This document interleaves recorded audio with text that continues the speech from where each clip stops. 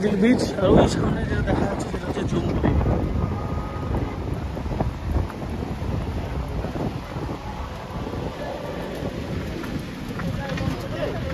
সব টোটোগুলো এসে পার্ক করা হয়।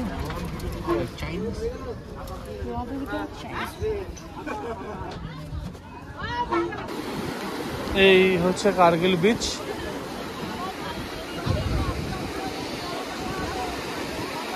যেমন বললাম এটা হচ্ছে জম্বুদ্বীপ, এটা হচ্ছে জম্বুদ্বীপ। এর আগে যেখানে গেছিলাম ফিশারিজটায়, সেখান থেকে যেমন বললাম নৌকা ছাড়ে, ওই নৌকা ছেড়ে ওইটার চারিপাশটায় ঘুরিয়ে আনে। আগে নামতে দিত, এখন নামতে দেয় না মনে হয়। ওইটা চারিপাশটায় ঘুরিয়ে আনে আর ওখানে ডলফিন ফলফিন দেখা যায়।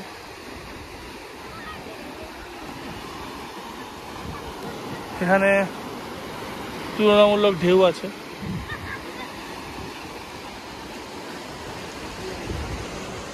এখানে ছোট ছোট দোকান আছে, পেয়ারা মাখা, কফি শপ। আমি এখন কিছু কিছু জিনিস দেখাবো, একটু জানি না কতটা আসবে ক্যামেরায়, বাট এটা হচ্ছে কার্গিল বিচ যেমন বললাম। ওইটা হচ্ছে জম্বু আইল্যান্ড যেটা বলছে, ওইটা হচ্ছে মৌসুমী দ্বীপ, মৌসুমী আইল্যান্ড। এইটা হচ্ছে মৌসুমী, এটা হচ্ছে জম্মু। আর এই মাঝখানটা হচ্ছে গঙ্গাসাগর। ওখানে মাঝখান দিয়ে হচ্ছে গঙ্গা আসছে, পাশে চলে আছে, মাঝখান দিয়ে গঙ্গা আসছে। গঙ্গা আর সাগরের মিলন হচ্ছে ওইখানে। আরও দূরে একটা আমাদের চোখে দেখা যাচ্ছে, বাট ক্যামেরায় দেখা যাবে না, ঠিকই মাঝ বরাবর ওই দূরে একটা সরু রেখা দেখা যাচ্ছে, একটা দ্বীপ দেখা যাচ্ছে, সেটা হচ্ছে মন্দারমণি। মানে এই জায়গাটা এসে সব কিছুই দেখা যায়।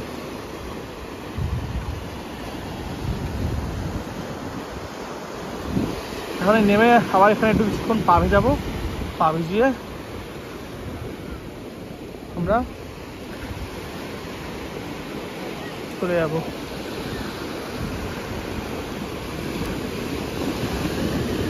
এখানেই সানসেটটা হয়, তো বিকালবেলা 4:30 নাগাদ আসার চেষ্টা করব। যদি শরীর দেয় তাহলে আসবো, এসে এখানে সানসেটটা দেখবো। এখানে আর দেখানোর সেরকম কিছু নেই, এটাই বেশ এক্সাইটিং। এখানে মানে মৌসুমী দ্বীপ দেখা যাচ্ছে, জম্বু আইল্যান্ড, আবার গঙ্গাসাগরের মিলনস্থলটা, আবার ওদিকে মন্দারমণি। তো এখানেই আপাতত শেষ করছি। পরের জায়গায় যদি কোথাও যাই তো সেটা দেখাবো, নইলে আমরা হোটেল চলে যাবো। হোটেলে আমাদের বলা আছে অলরেডি, একটা ফিশ মিল বলা আছে, লাইক চিংড়ি বলা আছে, কাতলা বলা আছে, পমফ্রেট বলা আছে। তো দুবেলা খাবো, একটু রেস্ট নেবো, রেস্ট নিয়ে বিকেলে যেমন বললাম সানসেটে আসবো, নইলে আমরা আবার বকখালি সি বিচে চলে যাবো।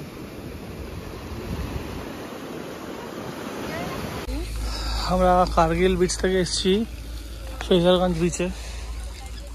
এখানে উইন্ড মিলগুলো আছে।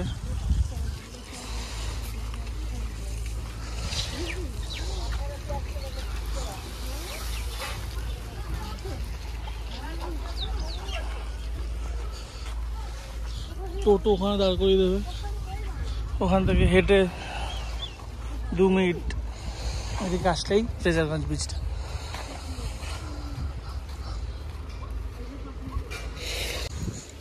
এটা হচ্ছে ইন্ডিয়ান কোস্ট গার্ড স্টেশন,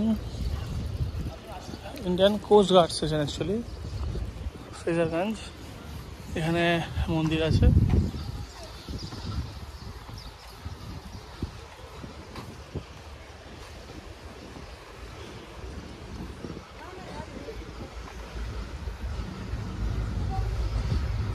এখানে এখন কাজ চলছে।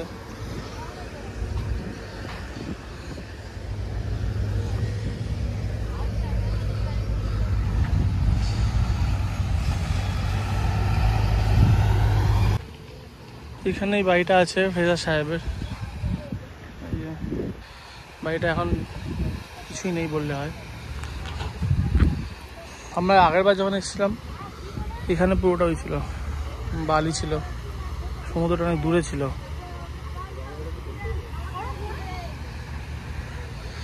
এখন এখানে সব কাজ হচ্ছে। তো এখানে আর দেখার মতন কিছুই নেই। এখানে তো আমরা ব্যাক করে যাচ্ছি। এখান থেকে 2-3 মিনিট দূরেই আমাদের হোটেল। তো এখন বাজে 1:15, আমরা বেরিয়েছিলাম 10:15, তো 3 ঘন্টা মতন ঘুরলাম। আর এখানে দেখার কিছু নেই বকখালিতে। পারলে কার্গিলে আবার সন্ধ্যেবেলা আসবো সানসেট দেখতে, নইলে সেই বকখালি সি বিচেই যাবো। তো এখন বন্ধ করছি, আবার সন্ধ্যাবেলায় দেখাচ্ছি। এখন বাজে ঠিক 4:25, আমরা 10-15 মিনিটের মধ্যে বেরিয়ে যাব। বেরিয়ে 4:45 কি 5টার মধ্যে আমরা পৌঁছানোর চেষ্টা করব কার্গিল বিচে। যেমন সকালে বলছিলাম, কার্গিল বিচে সানসেটটা দেখার চেষ্টা করব, যদি ঠিকঠাক দেখা যায় তো খুব ভালো। তো 5টা নাগাদ গেলে আমরা আর কি ঠিকঠাকভাবে দেখতে পাবো। তো এখান থেকে টোটো করে যাবো, 15-20 টাকা নেবে পার হেড। কার্গিল বিচে গিয়ে দেখাচ্ছে আপনাদেরকে।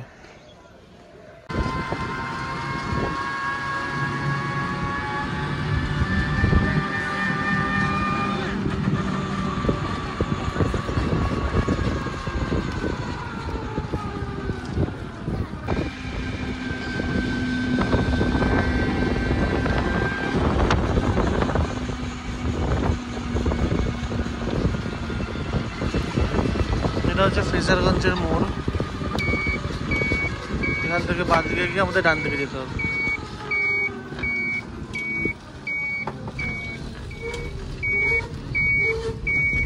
সোজা গেলে ফ্রেজারগঞ্জ বিচ, যেটা সকালে দেখালাম,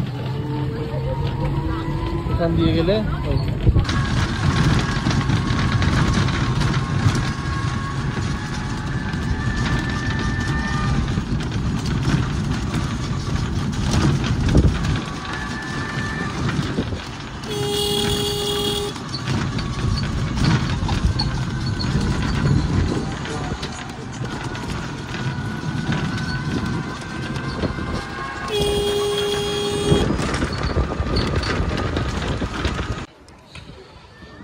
সকালে যাওয়ার পরে এই উপর থেকে ভিডিও করছিলাম।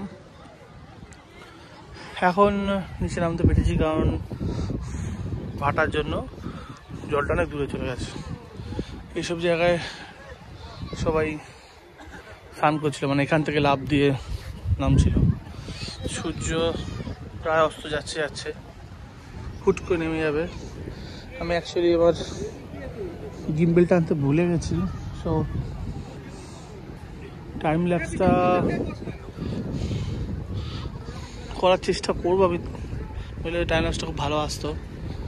একটু মেঘ আছে, বুঝতে পারছি না।